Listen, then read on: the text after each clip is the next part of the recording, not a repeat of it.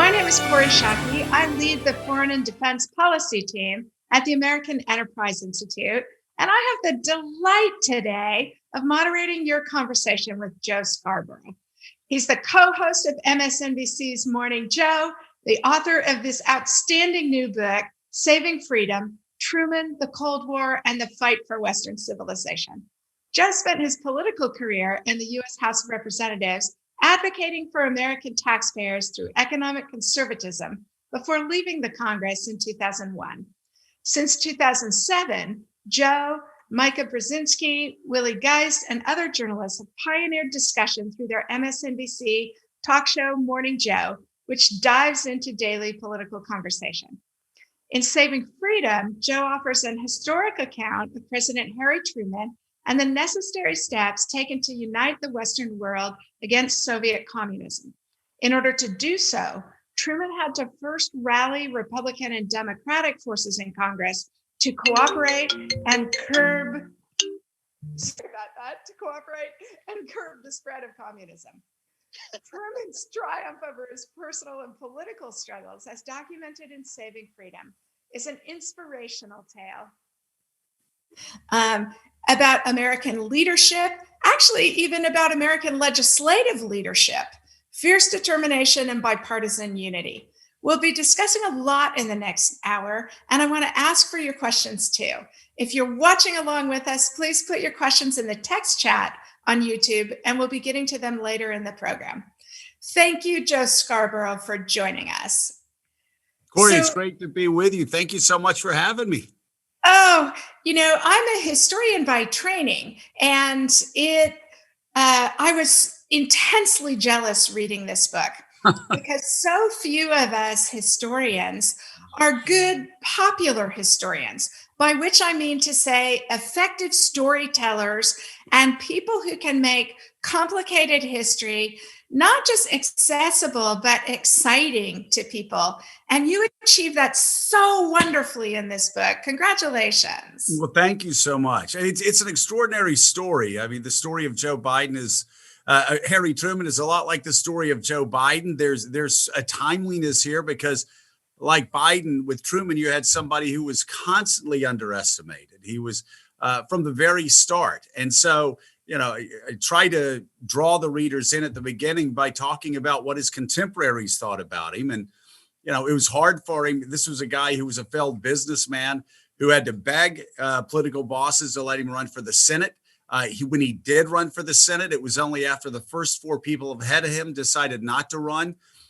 He got to D.C. The New York Times welcomed him by calling him a rube. He worked for 6 years for FDR's New Deal. In 40 during his reelection campaign, FDR wouldn't even campaign for him, wouldn't endorse his reelection. 4 years later, it was a dying FDR that selected Harry Truman to be his vice president, but he did it very reluctantly. He was called the Second Missouri Compromise, but we'll get into all of this later. What he did after FDR died 3 months in to his fourth term is nothing short of extraordinary, and it still shapes the world we live in today. So my favorite part of the book is the way your experience as an effective member of Congress helps you tell this story. And I want to talk a lot about that because it's such a rare and such a deep achievement that Harry Truman brought us to. But I want to start by asking you to do what you do so nicely in the book, which is conjure up the world of 1947 for Americans who didn't live through it. What does Truman step into? Why does he begin to think that you need to overturn 150 years of American isolationism? Well, it's a great question. And I must say, and maybe it's because I was in Congress, served in Congress at a young age, I get so tired of hearing people say Washington's broken. It can never be fixed again. We'll never be able to get bipartisan compromise again. Things are worse today than they've ever been before. Well, when Harry Truman got the word from the British that they could no longer defend Greece and no longer defend Turkey against Soviet aggression, against Joseph Stalin's designs, he was having to deal with a Republican Congress that had just got elected. Democrats faced a disastrous midterm election in 1946, Truman's first midterm while president, and Republicans were back in power for the first time in 14 years. Now, anybody that's read the least bit about FDR knows that when FDR was president, Washington was FDR's town. He did not care much for dissent, not only from Republicans, but from people inside his own Oval Office. And so Republicans had had enough of kowtowing to Democratic presidents over the past 14 years. And the last thing they wanted to do was to help FDR's successor pull them out of a position that they had held their entire existence. And so Republicans, for the most part, were isolationists, especially in peacetime. They also had just finished World War II. It was a nation that was exhausted from 4 years of war, obviously. And so Harry Truman gets the message that he's got to engage a Republican House, a Republican Senate, and mainly the chairman of the Foreign Affairs Committee, Arthur Vandenberg from Michigan, who was traditionally an isolationist. And so Truman first worked Vandenberg, but he also worked all the Republicans. And it was a constant effort to pull the Republicans in and explain to them that they could no more appease Joseph Stalin's designs on Central Europe and Western Europe than Chamberlain had appeased Hitler's designs on the same region 10 years earlier. And so the Republicans, for anybody that followed the history of the mid-war period, the Republicans, after Versailles in 1919, Woodrow Wilson came back and he tried to get the United States involved in the League of Nations. He had very contentious negotiations with the Republican Senate. Henry Cabot Lodge and other isolationists refused to follow Wilson's efforts to get the United States involved in the League of Nations. And so they retreated, the country retreated back into this sort of fortress America mentality, which of course allowed Adolf Hitler to build his strength. And of course, we know September 1st, 1939, World War II began, and we all knew the consequences of that. So Truman, and I think it's one of the reasons I go into such great detail on the legislative efforts, on the efforts to compromise, is because he showed how to do it. He also showed how to do it by surrounding himself with the best and the brightest of his time, the wise men, as Walter Isaacson and Evan Thomas called them. You had his Secretary of State was George C. Marshall. Of course, General Marshall was the organizer of the Allies' victory in World War II. Dean Acheson was the Undersecretary of State, probably the most capable diplomat in Washington, D.C. at the time. You had George Kennan, who had written the famous long telegram that was the first to warn of Stalin's designs on Europe, and also the need for the United States to engage in a containment policy. Averell Harriman was his ambassador to the Soviet Union, who knew the Soviet Union as well or better than anyone, knew Stalin well also. And so it was hard work with Republicans, but also it was surrounding himself with a great team that actually allowed him to move these. It was a revolution in foreign policy and allowed him to do that. Set the stage internationally. What's going on in Greece and Turkey? Why is aid so urgent in 1947? Why is this such a fast-burning crisis? Well, because Greece has been in civil war with itself 3,000 years, and 1947 was no different. You had a civil war going on in Greece before World War II, and then of course there was a brutal Nazi occupation. The country was completely ravaged, and then you had during World War II, you actually had the communists, much as they had also done in France. The communists inside of Greece actually ran a very effective resistance against the Nazis. And so, as the war came to an end, they had some natural alliances in that country, and some people who may have been more prone to sign up with the communists than with the government. But by 47, the war was raging, and the government was basically losing track. And you know what I love about the story, that I think was a good foreshadowing of what other presidents would face in decisions they had to make about the Cold War, was the fact that the Greek government. So what I love about it, I think what's appropriate about it is they were no angels. It was a harsh right-wing government. And what I loved about Truman was he was straightforward with the Republicans. He was straightforward with the progressive Democrats, who also really didn't want to confront the Soviet Union at the time as well. But he basically said, the Greek government, they are no angels, but given the choice between them and Joseph Stalin, we really have no choice at all. And it was a foreshadowing of a lot of decisions that American presidents had to make over the course of the 4 or 5 decades of the Cold War. You know, Henry Kissinger once said, in foreign policy, you never have a decision between good and bad. You always have to choose the least of the two bad decisions. And that's exactly what Truman had to do in 1947. And I think whether you look at the Truman Doctrine, whether you look at what we did with the Marshall Plan, whether you look at what we did with NATO, he seemed to make the right decision time and time again in the years following World War II.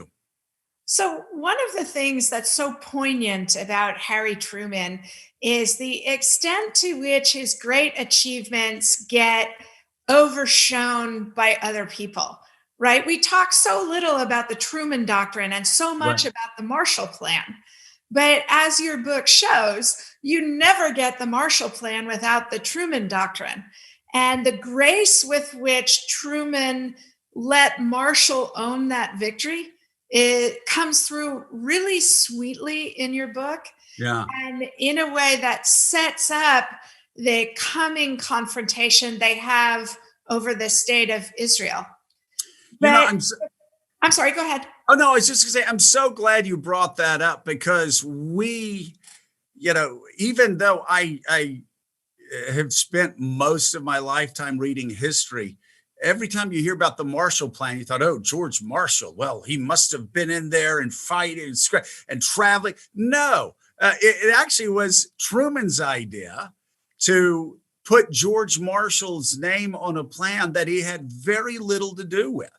But there already was a Truman Doctrine, and he wanted to give Marshall this credit. He also knew that he respected George Marshall actually more than just about anybody in government.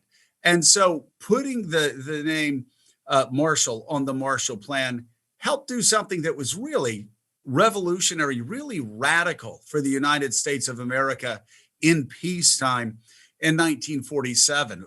You had talked about it at the beginning, but going back to George Washington, the United States had done everything that they could do. Presidents had done everything they could do to follow Washington's advice in his farewell address, and that was to avoid foreign entanglements. And so to not only get engaged with the possibility of military confrontation with the Soviet Union, who had just been our close ally 2 years before, but to also have that massive of an aid package in peacetime to rebuild Europe was a truly extraordinary thing. But they did it, and to the Republicans' credit, the Republicans actually followed along.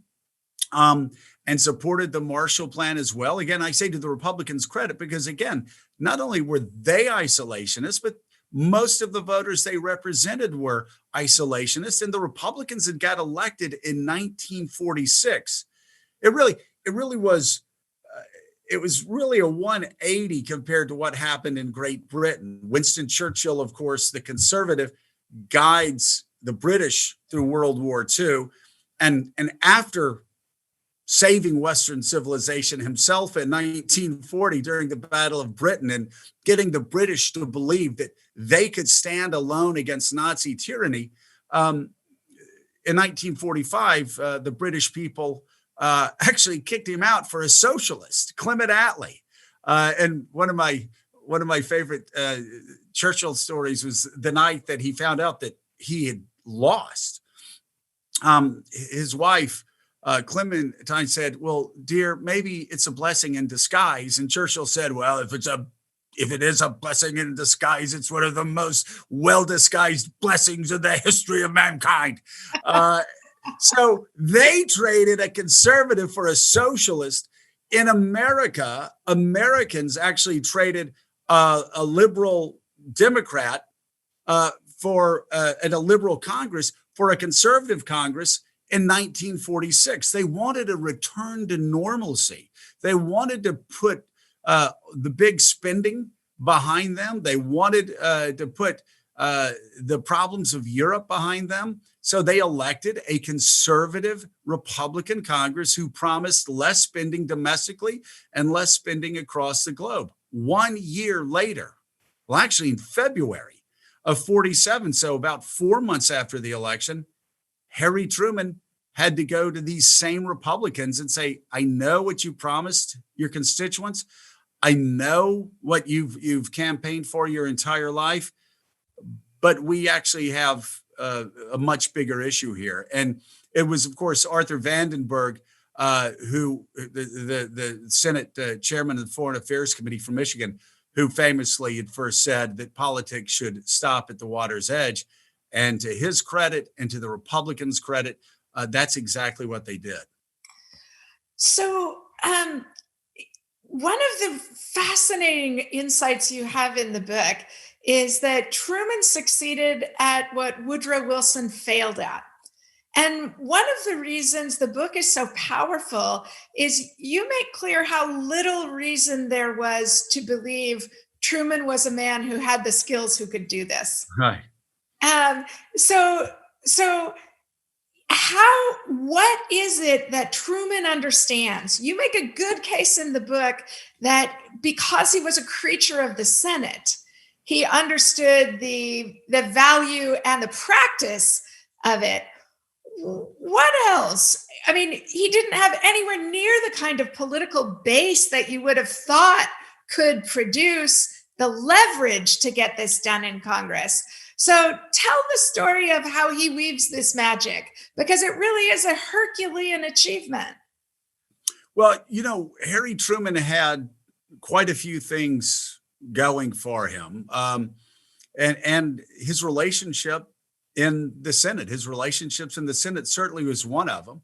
Another one was he was very plain spoken. The people who had worked with him knew that if Harry Truman had a problem with you, he would let you know. As the music critic for the Washington Post famously learned after he wrote a negative review of Truman's daughter's singing, a very harsh attack. But Truman was plain spoken. It's one thing he had going for him. He also believed, he put it on his desk. He believed it in his heart. The buck stops here. And so he had no problem making difficult decisions and taking responsibility for those decisions. And so Truman actually, people that knew Truman said he always slept better at night after he'd made a tough, difficult decision where he knew he was right. And that's another great gift that Harry Truman had. He wasn't hedging his bets. He would do what was right, and if he had a problem, if there was a crisis with Stalin, if there was a crisis in Europe, he could actually sit down with Arthur Vandenberg and other Republicans in the Senate and tell them what the problem was. And he had actually built up a bank of trust with them. I think one of the more extraordinary things about the vote on the Truman Doctrine was that he even got Mr. Republican Robert Taft, who was an avowed isolationist and had been since his experiences post World War I, to vote along with him too. So I think that has a lot to do with it. But I again, I guess because I'm a creature of Congress and was there when I was young and have followed it closely through the years, I just don't think you can overestimate how important it was that he had positive relationships with people inside of Congress. He knew how Congress worked. It reminds me of those old LBJ tapes when those tapes got released and you had LBJ harassing poor subcommittee chairmen and of like these House subcommittees who nobody ever called. Even the chairman of the committees wouldn't call these subcommittee members. But LBJ knew exactly where the bills were. He'd pick up the phone and he'd harangue them and he'd say, "Hey, get it out of your subcommittee. I need to get it up to the committee. Then we need to get it on the floor." And that's something, again, that Harry Truman had as well. And I do think too, I hear all the time, "Oh, we're not going to be able to get anything done in Washington over the next 4 years." I don't believe that. I do think that because Mitch McConnell and Joe Biden have worked together for decades, I do think that both of these men, despite the fact that they both have been partisans throughout their careers, both of these men know that politics is the art of the possible. You have 6, 7, 8 moderates that are willing to compromise right now on a COVID relief bill, and will be willing to compromise on healthcare and a lot of other issues, immigration coming up. I think we're actually going to get to watch Washington work fairly well over the next couple of years. But it only works when Republicans and Democrats work together. And that's certainly what happened with Harry Truman. Mm-hmm. You have a chapter in the book that takes my favorite U.S. government executive branch management philosophy, which is the people are the policy, right? Personnel is policy. Right. And the most interesting character that I knew the least about, that I learned about in your book, is General Van Fleet. And I love the way you describe how the way Truman had an eye for who's the right person to put in this position, right? He's getting all this pressure to choose a Greek American to administer aid to Greece. And he rightly understands that that will narrow its aperture and create the suspicion of corruption in the process. And then he pays such careful attention to who the military appointees should be. Talk about Van Fleet, because he figures so prominently in your story. He really does. And you are right. Harry Truman got pressure from outside sources to consider appointing a Greek American to that position. And as you said, he stayed away from that because he thought that it could cause complications. And so he put the general in charge. And it was slow going for a while. But as they moved forward, Truman saw that there was progress being made in Greece. And I thought one of the more interesting parts of the story was there was a diplomat in Greece that actually tried to bump Van Fleet. And I believe it was George Marshall that came to Truman and said, just let him stay there. Let him do the job. and he'll make sure that we win this war. And what I really what I learned the most about Harry Truman in this book was the fact that Truman put really good people in place. That personnel was policy. Truman put really good people in place, and then he trusted them. I remember 5 years ago, maybe during the campaign, Donald Trump, who Mika and I had known for we've known for about 15 years. The last 4 years have been longer than the first 11.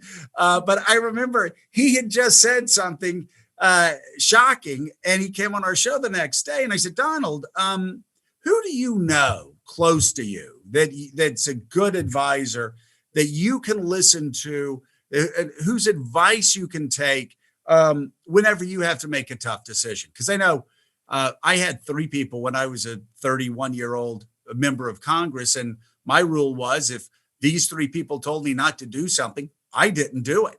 I would sit there and I would have to convince them. I told my chief of staff early on. I got there, I was young, I didn't know anybody in Washington. I called in my chief of staff and I said, I've hired you because, speaking of personnel, you've been in Washington, you know the best people to get. And I said, your job is to make me the dumbest guy in the room in every meeting we have. And he laughed and I said, well, it's not going to be that easy, but make me, I always need to be learning. I always have to have smart people around me. I always need people to help guide me. What I found with Truman reading this in researching this book and writing this book is that Truman did in effect the same thing. He kept the best people around him. A lot of them were holdovers from FDR, but he kept the best people around him. And when they came and gave him advice, as you saw in the book, Atchison would draft something up, Henderson would draft something, they would bring it over, and Truman would read it and say, okay, get it done, and hand it back to him. And that's what I really appreciated about Harry Truman and his decision-making, is that he didn't think he was the smartest guy in the room. And I will say this, and I know I always get in trouble when I say this, but we've had 2 presidents now in a row who have always thought they were the smartest guys in the room. And I only say that because I knew quite a few people who worked for President Obama. They were in President Obama's cabinet, a lot of Democratic senators, senior senators, who said he always believed he was the smartest guy in the room. He's a brilliant guy. But you just never want a president who's always thinking they're smarter than the generals, they're smarter than the diplomats, they're smarter than the economic advisors. You want a president who takes in information and is willing to defer. And that's something that Truman was able to do. And I'm not so sure that our 3 presidents in the 21st century were quite as good at doing it. Let's talk about the break between Marshall and Truman, because it's my actual favorite part of the book, the chapter on the creation of the state of Israel. And I love the way you use diary entries from both Truman and Marshall. Oh my gosh, yeah. To capture the depth of the bitterness they felt, these 2 men who had accomplished so much together and had so much more work ahead of them. Why is the recognition of Israel such a bitter break, and how do they get past it? Well, that was really shocking, wasn't it? I mean, especially General Marshall's diary entry. So Harry Truman had been considering the recognition of Israel, but the State Department was violently against it. Harriman was against it. Marshall was against it. Everybody thought. Ambassador Clifford at the UN was shocking. Oh my gosh! It was they were. It really was Harry Truman. I just said that Harry Truman, in most instances, would defer to the people around him, but in this case, George Marshall and the State Department believed, Dean Acheson believed this would be a nightmare for the United States foreign policy. It would be disastrous in the Middle East. One of their concerns at the time was that the Soviet Union and Stalin had designs not only on Turkey and Greece, but also on Iran, because they needed the oil in Iran. And so Marshall tried to explain that if we recognized an independent state of Israel, that it would have severe consequences for the United States, that the Arab world would turn on us in an instant, and that we would be handing the Soviet Union a great advantage.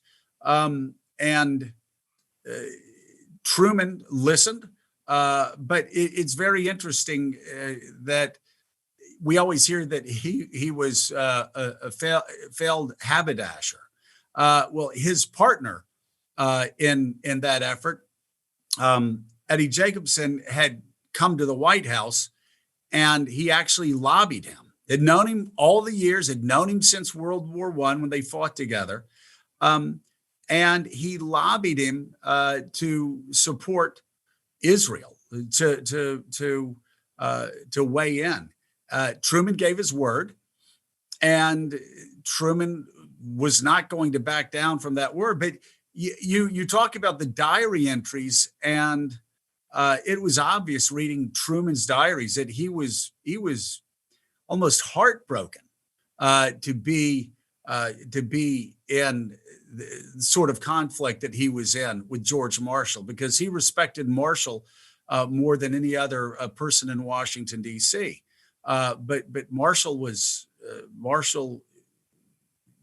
so concerned about this policy that he went home and wrote in his diary that he did not vote in elections, but if he did vote in elections, and if Harry Truman followed through with this recognition of Israel, that he would vote against Harry Truman in the next election, which you read it and it jumps off the page. You think about everything that these two leaders had been through over the past several years, and it really was shocking. Mm-hmm. But Truman followed through, and it took him all of 11 minutes after the recognition of Israel for the United States to recognize Israel as well, and that guaranteed the existence of Israel. We are getting an avalanche of great questions. So I'm going to resist my temptation to selfishly keep talking about the book with you and start asking questions. The first one up is, was the election of Dwight Eisenhower in 1952 a repudiation of Truman's term or something else? Well, I think Dwight Eisenhower would have beaten anybody on the political landscape at that time. He was so extraordinarily popular, and he was a great politician. We talked about Ike on the show a couple of days ago, and he was the only guy who was so confident that he would tell aides before he went out for press conferences. He basically said, "Don't worry, I'll pretend I don't know what I'm talking about. They'll get confused and they'll go on." Ike knew how to play the press. He knew how to play sort of the affable leader, but he had was a 65% approval rating all 8 years of his presidency. That's unmatched, I think. It was an extraordinary presidency, and I measure it. I measure just how extraordinary it was by how Kennedy ran his campaign and how critics of Eisenhower termed the 1950s as boring. I will take boring peace and prosperity over what happened in the 60s, 70s, 80s, 90s, and the past 20 years any day of the week. But no, Ike was just an extraordinarily popular person who most Americans considered to be the guy that helped win World War II. But also Harry Truman was unpopular. He was mired in unpopular war in Korea, and he had made some decisions that had split the Democratic Party in 1948 against against a lot of AIDS recommendations, and also, in a surprise to just about everybody that knew him, he integrated the armed forces, something that was way ahead of its time in 1948 and not popular with a lot of Democrats in his own party, the progressives in his own party, people like Henry Wallace didn't like Truman. They thought he was too conservative.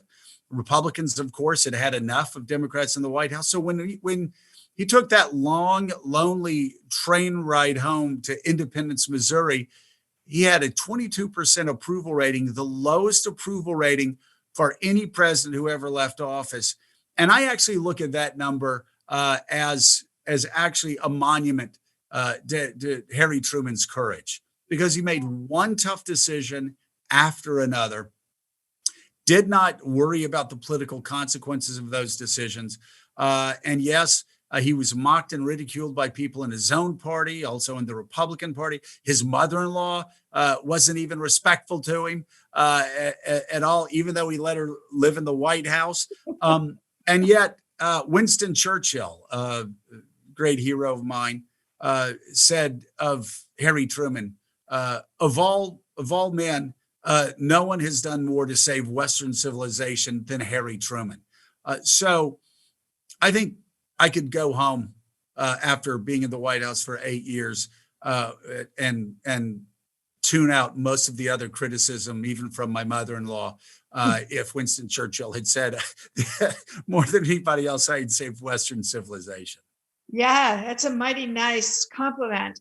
One other thing I might add about the election of 1952 is that it was a repudiation of Robert Taft and the isolationists. So Eisenhower represented a continuity of Truman's foreign policy, at least. In a way, it took a politician that popular to bring Republicans, to cement among Republicans a belief in the Truman Doctrine.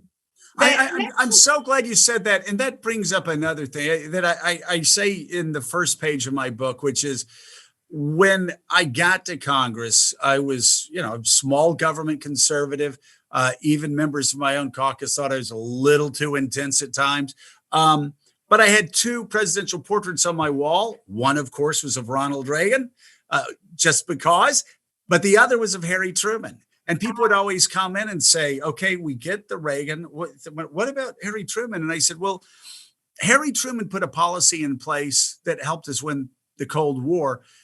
And I thought it was extraordinary that the 9 presidents, from Harry Truman to George H.W. Bush, they put their country above their party.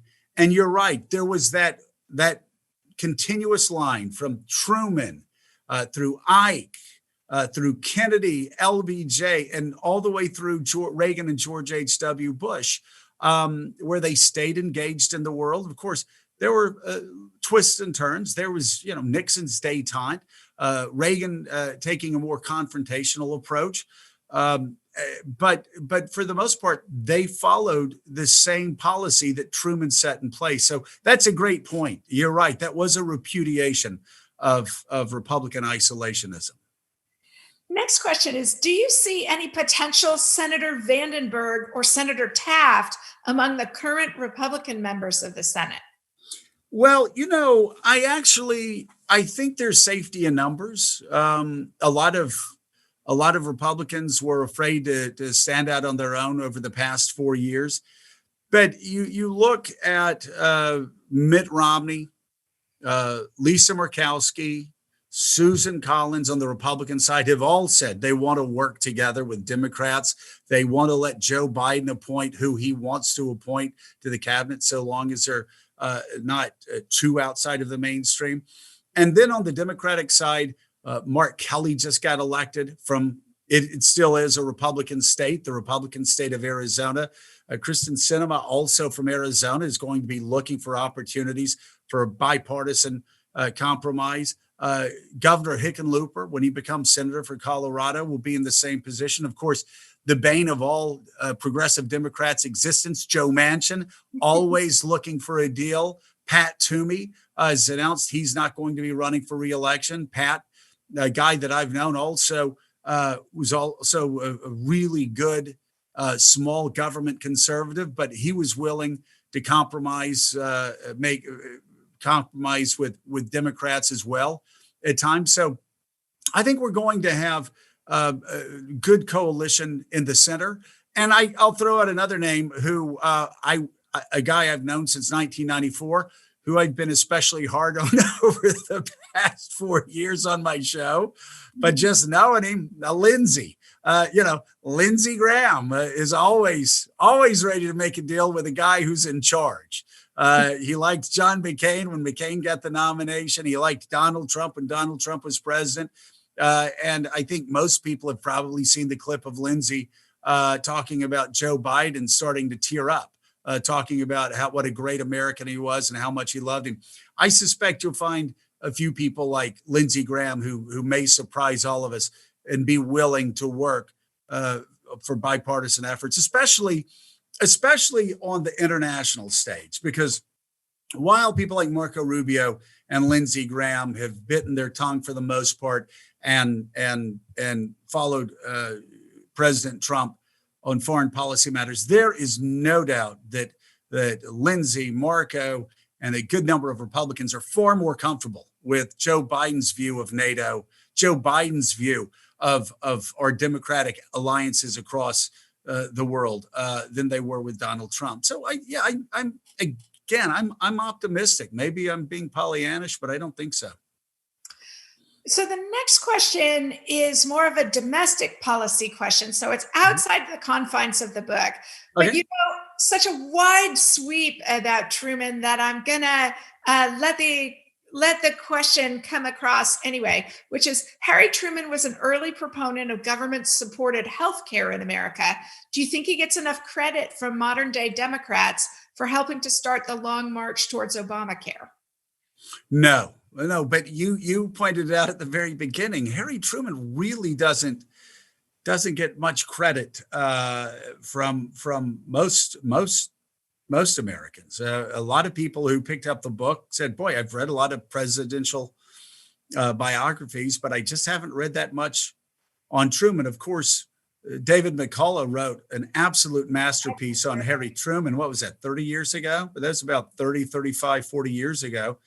And it really is. It is the indispensable biography on Harry Truman. But most people just haven't been made aware of all the things that Truman did. But I will say, when he left, he was considered a failure as a president. But most historians, even before McCullough's biography, were looking back at Truman's presidency and said, "Well, he was a very good president." And then he started moving into the near great category. And now most historians I talk to say, well, near great or great, because no president over the past 75 years has impacted America's foreign policy more than Harry Truman. And I think, I don't know, you certainly, I'm curious what your thoughts are on that. Do we still basically live in Harry Truman's world, at least on the international stage? I think we actually do, right? Because what Truman understood that Wilson had initially suggested that, the way to take Americans out into the world, to get us to care about the shape of other people's outcomes, really is American values. And what Wilson theorized, Truman was actually a good enough politician to make happen, which is to make an international order that was a macrocosm of America's domestic political order, where self-determination was how you came to create a political community, and that violence couldn't be the answer, that the protective rules of the international order were rules that would make the United States safer and more prosperous. But because we didn't wring every last ounce of advantage out of it, it was also the best set of rules for countries that were medium-sized powers or small powers. So it created an international order where countries opted in voluntarily. They obeyed the rules because the rules were more in their interest than any other outcome. And I think no president before Donald Trump ever failed to believe that was true. And one of the things I think you see, for example, in the surveys of public attitudes done by the Chicago Council on Global Affairs in the last 5 years, is that what candidate and then President Trump were brilliant at was asking first order questions. Why don't allies do more? Doesn't trade export American jobs?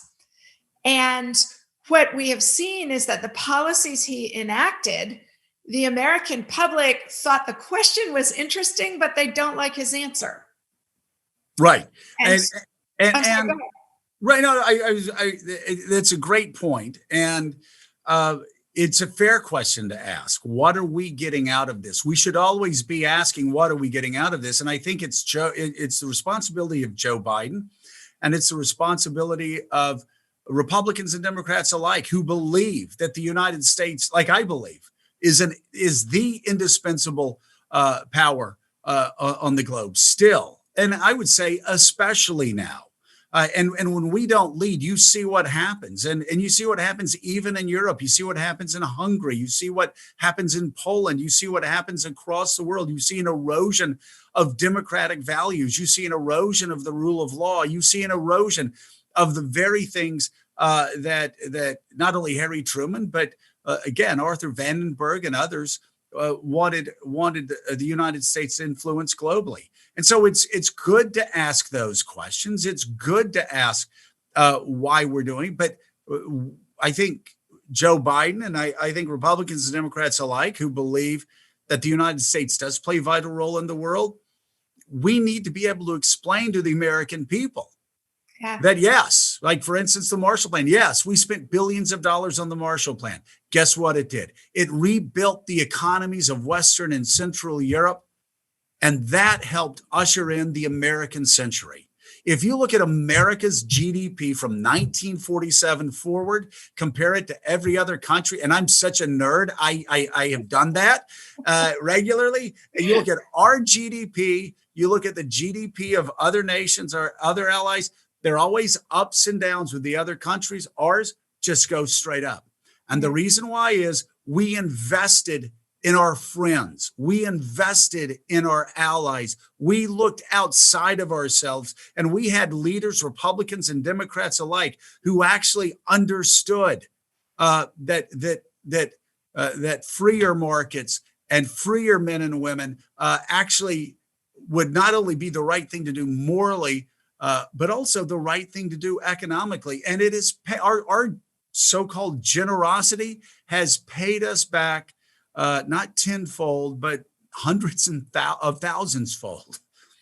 One of the things, I think my favorite thing about your book, Joe, is the way that you conjure up how scary the world felt and how much the people who built this international order, the people who envisioned the Truman Doctrine and made it American policy and made it the international order that we still benefit from today. They didn't do it out of arrogance. They didn't do it out of, faculty lounge liberalism. They did it because they wanted a world that was safer, more predictable, and more prosperous than the world they had lived in from 1915 to 1945. This was their insurance policy.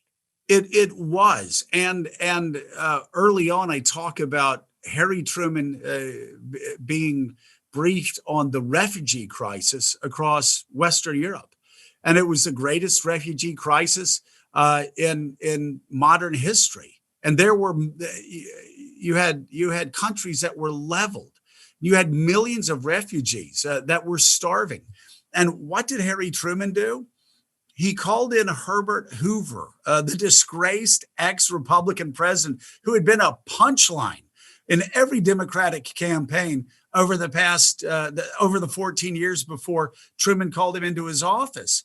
And Truman called him in and said, I need your help. We have a refugee crisis. You are an engineer. You helped with this after World War I. I need your help now. And I thought what Herbert Hoover said to Harry Truman really is in line with what you just said, and that was that. I mean, there was we were doing it because it was the right thing to do, but there was also sort of a hard-headed approach to it too, where Herbert Hoover let Harry Truman know that a person who in Europe, a person who is starving in Europe, is a person who is more prone to becoming a communist, more prone to becoming a radical, more prone to aligning themselves with Stalin, the Soviet Union, communism. And so, yes, together, Harry Truman and Herbert Hoover worked to feed those millions of refugees and alleviate their suffering. But you're right. This wasn't a faculty lounge discussion. This was American. It was American generosity with a pretty healthy dose of realism sprinkled in. Another thing I really like about the book is the way that you demonstrate that this enormous American effort of the Truman Doctrine and its implementation succeeded right away. And we still kept doing it because we understood what the immediate purpose was to prevent Stalin and the advance of communism from taking advantage of the Greek Civil War. But then they also started to see all of what you were just saying about the Marshall Plan. So it wasn't the initial impetus, but they realized they had a winning formula and that's what could make an American international order different from the international order any other great power had created, because it had an anchor of values that was magnetic for others. We weren't just our power, we were also our values. Yeah, and I loved that Republican Chairman Arthur Vandenberg recognized that early on and said, this shouldn't just be about Greece and Turkey. This should be about the United States guaranteeing freedom across the world. So we have only about 10 minutes left and still a queue of questions. So let me try and plow through a few of them. One, why was Eisenhower so ungracious to Truman after he won the election? It's a very good question. As somebody who admires Eisenhower and has spent my adult life reading biographies of Ike, it's hard to say. They were very competitive. I could understand why Truman was resentful of Eisenhower, but I never understood why Eisenhower was so chilly to Truman. But if you read a book by Larry Tye called, I think it was called Ike and Dick, talking about very complicated relationship between Dwight Eisenhower and Richard Nixon. He was chilly to Nixon too. When Nixon was in the Oval Office and heard that Eisenhower cried, he broke down, or that Eisenhower died. Nixon broke down and wept bitterly.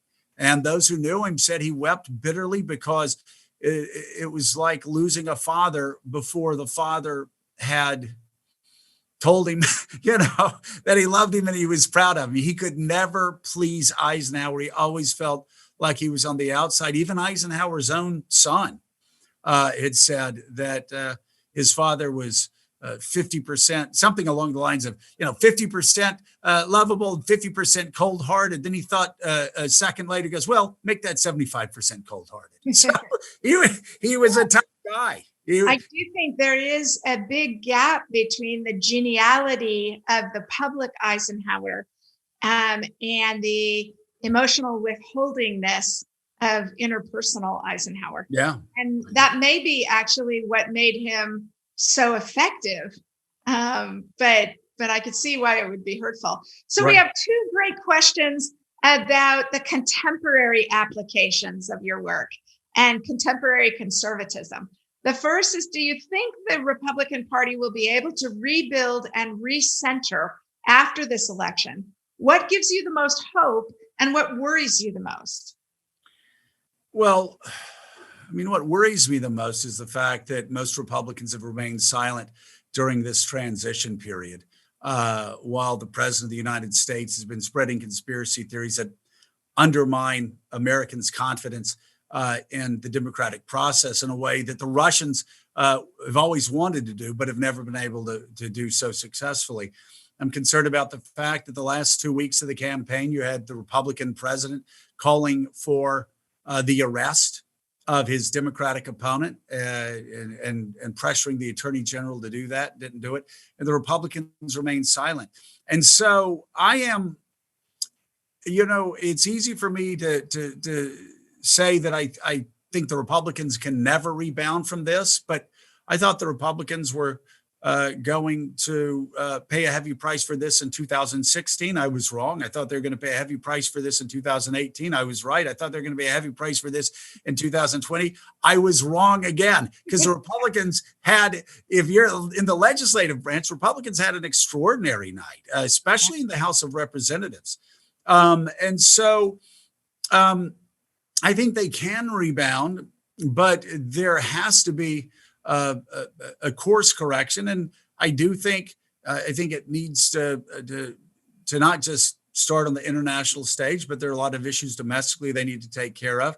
And the question is right now, are they going to be able to speak truth, not to power, but are they going to be able to speak truth to their own base? Right now, they're afraid to even tell the people who voted for them that Donald Trump lost the election. That's deeply troubling to me. The next related question is, do you think civil unrest during the transition of power can be averted, given that many are already convinced of Trump's election narrative? I do. I've always felt this. Morning Joe always worked because Mika would usually take the liberal line and I would usually take the conservative line. And so we disagreed. And I think people liked seeing that every day. We have been very boring over the past 4 years in that we've both been deeply concerned about the breaching of constitutional norms and the breaching of political norms over the past 4 years. But one of the areas where we did disagree was whether the institutions would hold up. I said from the day Donald Trump got elected, our institutions are strong. Madisonian democracy is strong. And I said, I don't know if any of you have ever been in front of a federal judge, but I have.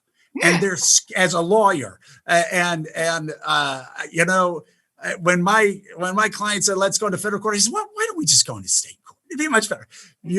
And we saw that early on. I think the federal judges have done an extraordinary job making sure that the checks and balances that our founders put in place in the Constitution remained stronger than ever. And so I am optimistic. I also am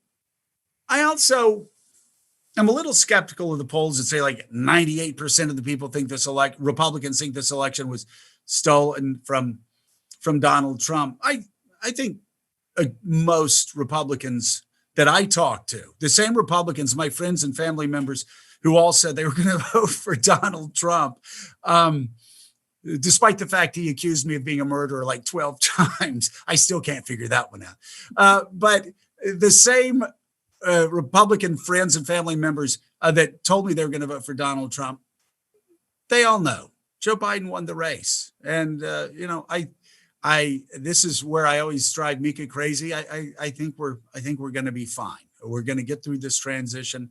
Joe Biden's going to be president. And we just may actually see Republicans and Democrats working together on some legislation moving forward. So one of the most hopeful signs for me, both of this contested election period, is how many Republican states attorney general, how many Republican governors, how many have been the bulwarks against how many Republican federal judges have been bulwarks against the president's storyline that the election wasn't lost. I mean, the president's 1 for 39 in court cases on the election. And those have predominantly been in front of Republican judges. So it not only assures me that my fellow Republicans are a bulwark against the corrosion of the constitutional and Madisonian order, but Right. also that people who worry about the political leanings of judges, for example, underestimate the extent to which they're just judges and Right. they follow the law. Time and again over the past 4 years, Republican appointed judges have held a Republican president's worst instincts in check, time and time again. And so, again, I look back over the past 4 years, and while I've been very concerned about a lot of things that have happened, uh, I've just felt blessed that the rule of law, which really is the cornerstone of our constitutional republic, that the rule of law has held in place, and that it's holding in place right now. And like you said, I mean, the Republican judges have been ruling against some of the more bizarre claims. And my God, the Trump appointed judge, who this past week delivered one of the harshest assessments about the unfounded conspiracy theories and about the lack of evidence that Trump's lawyers had brought forward. So again, that's a good sign. That's a good sign, whether it's democratically appointed judges standing up to Democratic presidents or Republican appointed judges standing up to Republican presidents. It shows how strong Madisonian democracy still is. So, in closing, we got one question that I'm going to actually answer because I want to do it in praise of your terrific book, Joe. The question was, since you mentioned David McCullough, can you speak to the differences between academic history and popular history? And one of the things I've heard David McCullough say is that the hard part about writing history is that the people who lived it don't know how it comes out. And academic historians, very often, we make the outcomes sound predetermined, that there are structural factors that constrain the actors, or that, Winston Churchill was so amazing that he alone. And what you do so beautifully in this book is conjure up the uncertainty in which real policymakers and real legislators had to take risks, and the consequences of being wrong were enormous, and they didn't know if they were doing enough. It makes the book read like a thriller. And as a serious historian reading it, I was so impressed with the tradecraft with which you write history. And this is what popular history can give us. It's not unserious. Your book's incredibly serious, but it also reads like something I'd love to read on an airplane because I'm being propelled by the power of a story.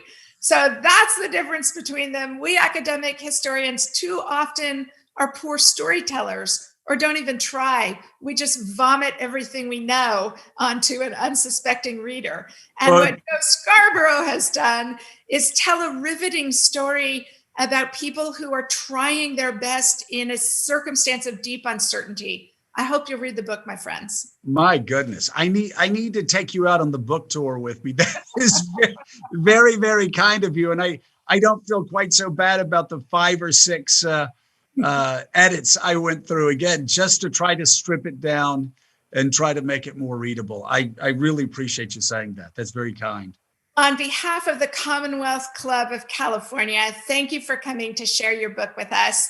I believe there are other programs coming up, but I am so sorry I'm out of time from praising your book. So please, my friends, go to the Commonwealth Club website to look up our coming programs. They are interesting, important, and I love this community. Thank you, Joe Scarborough. Thank you, Commonwealth Club of California. Thank you so much. I love the Commonwealth Club too, and I can't wait to get out there and see you.